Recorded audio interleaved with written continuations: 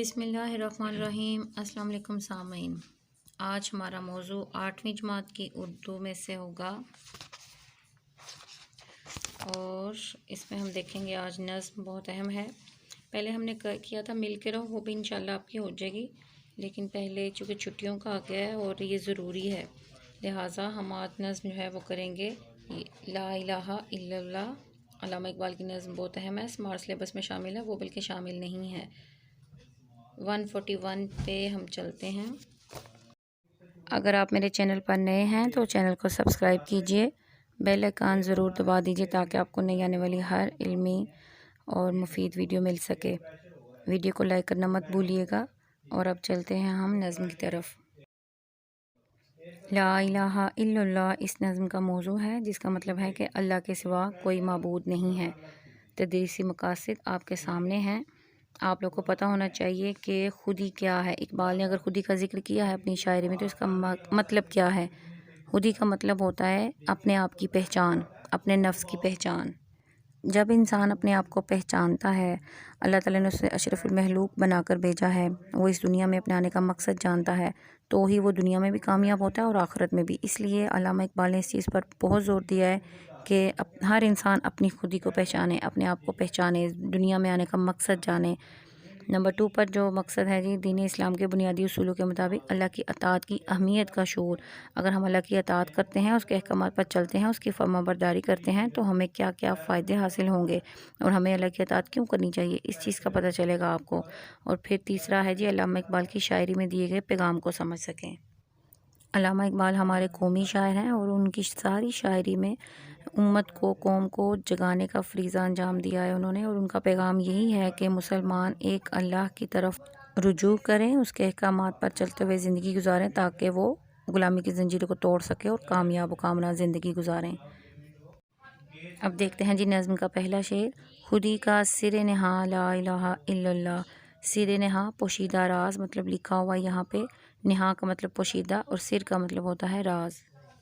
میں سپیڈ سے آپ لوگ کو یہ کام کروا دوں گی تاکہ آپ کا بھی زیادہ وقت ضائع نہ ہو اور ہم اپنا کام بھی پورا کر سکیں۔ اور خودی کا مطلب اپنے آپ کی پہچان، اپنے نفس کی پہچان۔ دوسرا مصرع ہے خودی ہے تیغ۔ تیغ فساں کوئی بھی نہ پڑے، غلط ہوتا ہے۔ خودی کا تیغ، تیغ کا مطلب ہے تلوار۔ فساں لا الہ الا اللہ۔ فساں کا مطلب ہے تلوار تیز کرنے والا آلہ، جیسے کچن میں چھریاں بھی تیز کرنے کا ایک آلہ ہوتا ہے نا، اس طرح تلوار تیز کرنے کا بھی آلہ ہوتا ہے۔ تو وہ کس سے خودی ہماری تیز ہوتی ہے؟ وہ آلہ ہے لا الہ الا اللہ۔ اب معنی و مفہوم کے بعد میں آپ کو تشریح سمجھاتی ہوں تاکہ آپ کو سمجھ آ سکے کہ اس شعر میں کیا ہے۔ علامہ اقبال اس نظم میں خالص توحید کا درس دے رہے ہیں۔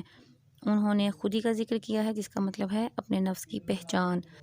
عربی میں کہا بھی جاتا ہے من عرف نفسہ فقد عرف ربہ، یعنی جس نے اپنے نفس کو پہچان لیا اس نے اپنے رب کو پہچان لیا۔ جو اچھے بچے ہیں، جو بہت لائق فائق ہیں، آسانی سے یاد کر سکتے ہیں، وہ اس آیت کا اور اس کا ترجمہ بھی ضرور یاد کریں اور شامل بھی کر لیں یہاں پہ۔ علامہ اقبال کہتے ہیں خودی کا راز در حقیقت اللہ تعالیٰ کی توحید میں چھپا ہوا ہے، یعنی جب تک اللہ کے ایک ہونے کا اقرار نہ کیا جائے اس وقت تک اپنے آپ کی پہچان نہیں ہو سکتی اور نہ ہی اللہ کی پہچان ممکن ہے۔ خودی ایک تلوار ہے اور یہ تلوار لا الہ الا اللہ سے تیز ہوتی ہے، یعنی جب انسان غیر اللہ اور جھوٹے خداؤں کے چنگل سے نکل کر ایک اللہ پر یقین لائے تو اس کی خودی تیز ہوتی ہے، وہ اپنے آپ کو پہچانتا ہے اور وہ اپنے مقصد میں کامیاب ہوتا ہے۔ اس لیے اقبال ہمیں خالص توحید کا درس دے رہے ہیں۔ دوسرا شعر دیکھتے ہیں ہم۔ یہ دور اپنے براہیم کی تلاش میں ہے، صنم کدہ ہے جہاں لا الہ الا اللہ۔ دور کا مطلب زمانہ، براہیم حضرت ابراہیم، اور تلاش میں ہیں، ڈھونڈ رہے ہیں۔ صنم کدہ جہاں بہت ہی زیادہ بت ہوں، ایسی جگہ جہاں بہت زیادہ بت ہوں۔ اب اس کی تشریح دیکھتے ہیں ہم۔ اس شعر میں علامہ اقبال نے حضرت ابراہیم علیہ السلام کی تلمیح استعمال کی ہے۔ پہلے میں آپ کو تلمیح کا بتاتے چلوں کہ کلام شاعری کی صورت میں ہو سکتا ہے، نثر بھی، لیکن یہاں پہ آپ کو میں یہ بتاؤں گی کہ شاعری میں، شعر میں 1 یا 2 ایسے الفاظ استعمال کیے جائیں جس کے پیچھے کوئی اسلامی یا تاریخی واقعہ ہو، پورے کا پورا واقعہ ذہن میں آ جائے تو وہ تلمیح کہلاتی ہے۔ اب حضرت ابراہیم کا ذکر ہے نا، صنم کدہ ذکر ہے، تو یہ تلمیح ہے۔ حضرت ابراہیم کا واقعہ بھی میں آگے بتاتی ہوں کہ حضرت ابراہیم نے بھرپور کفر و شرک کے دور میں آنکھ کھولی، لیکن بتوں کی پوجا کرنے کی بجائے بت خانہ میں جا کر تمام بت توڑ ڈالے۔ حضرت ابراہیم علیہ السلام کے گھر بھی بت بنائے جاتے تھے اور حضرت ابراہیم کو بتوں کی خرید و فروخت کے لیے مجبور بھی کیا جاتا تھا، اور ان کا ایک بت خانہ تھا جہاں پہ بڑے بڑے بت رکھے ہوئے تھے جن کی پوجا کی جاتی تھی۔ ایک دن تمام گاؤں والے میلے گئے ہوئے تھے تو حضرت ابراہیم نے تمام بتوں کو توڑ ڈالا تھا اور کہا تھا کہ صرف ایک اللہ کی عبادت کریں۔ تو یہ تمام واقعہ ذہن میں آتا ہے، اس لیے حضرت ابراہیم کے حوالے سے تلمیح کا استعمال ہوا ہے۔ آگے تشریح دیکھیے، اور تمام بت توڑ ڈالے، ایک اللہ کی عبادت کا درس دیا، سارے زمانے حتیٰ کہ گھر والوں کی مخالفت کے باوجود صرف اللہ کے معبود ہونے کا اعلان کیا۔ شاعر کہتے ہیں کہ آج ہمیں ایسے ہی کسی ابراہیم کی ضرورت ہے جو برائی، جھوٹ، جہالت اور نا امیدی کے بتوں کو توڑ ڈالے۔ آج ساری دنیا ایک بت خانہ کی شکل اختیار کر چکی ہے۔ کاش کوئی ایسا رہنما آئے جو ہر قسم کی مخالفت کے باوجود ایک اللہ پر یقین رکھنے والا ہو اور مسلمانوں کو مشکل سے نکالے۔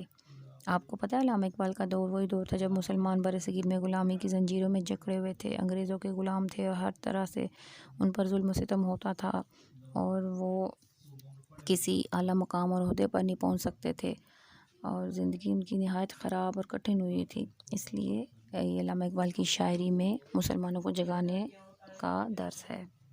جی اب ہم دیکھتے ہیں تیسرا شعر۔ کیا ہے تو نے متاع غرور کا سودا، متاع غرور دولت کا غرور، متاع مال و دولت کو کہتے ہیں۔ فریب سود و زیاں، لا الہ الا اللہ، فریب کیا ہے؟ دھوکہ، سود و زیاں نفع نقصان کا دھوکہ ہے یہ سب۔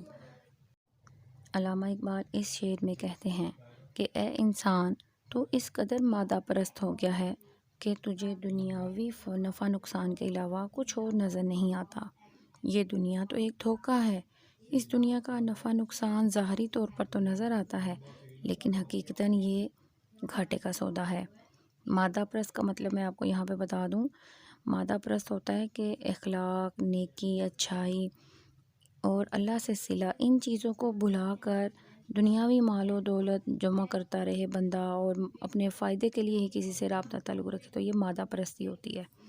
تو اس لیے دنیا میں یہ سب مادہ پرستی ہے، گھاٹے کا سودا ہے۔ تیرے لیے فائدے کی بات ایک ہی ہے کہ ایک اللہ کو مانو اور دنیا میں رہتے ہوئے اعمال صالحہ کرو، اچھے اور نیک اعمال۔ ایک اللہ پر یقین اور بھروسہ رکھو، وہی ذات دنیا میں بھی ہمیں کامیابی دے گی اور آخرت میں بھی سرخرو کرے گی۔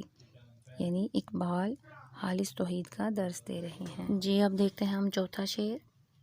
یہ مال و دولت دنیا، یہ رشتہ و پیوند، بتان وہم و گماں، لا الہ الا اللہ۔ یہ مال و دولت دنیا، دنیا کی مال و دولت، یہ رشتہ و پیوند، رشتہ کا مطلب تعلق، پیوند کا مطلب جوڑ، رشتہ تعلق، رشتے ناتے۔ بتان بتوں کی جمع، بت کی جمع بتان، بتان وہم و گماں، وہم و گماں کے بت ہیں یہ سب، یعنی کہ شک اور جھوٹ پر مبنی ہے، اصل میں صرف اللہ کی ذات ہے، لا الہ الا اللہ۔ اب اس کی تشریح دیکھیے۔ علامہ اقبال کہتے ہیں کہ آج انسان کی مادہ پرستی کا یہ عالم ہے کہ وہ اپنی تمام تر صلاحیتوں کو نہیں لکھا ہوا یہاں پہ، آپ لکھ لیں، صلاحیتوں کو دنیا کا مال حاصل کرنے کے لیے صرف کر رہا ہے۔ صرف کرنا، استعمال کرنا۔ یہ تمام رشتے ناتے توئیں سے لکھنا ہے، صرف اور صرف دنیاوی لالچ اور فریب ہوتے ہیں۔ ہمارے دلوں میں وہم و گمان کے بتوں نے بسیرا کر رکھا ہے۔ ہم ظاہری طور پر تو مسلمان ہیں لیکن دل توحید سے خالی ہیں۔ ہماری ترقی و کامیابی کا ایک ہی راستہ ہے کہ ہم مادہ پرستی کو چھوڑ کر ایک اللہ کی طرف رجوع کریں اور سچے مسلمان بن جائیں۔ امید ہے آپ کو ویڈیو پسند آئی ہے۔ نیکسٹ اشعار کی تشریح انشاءاللہ نیکسٹ ویڈیو میں دوں گی۔ آپ ابھی اتنا کام کیجئے اور ویڈیو کو لائک کرنا مت بھولیے گا۔ اللہ حافظ۔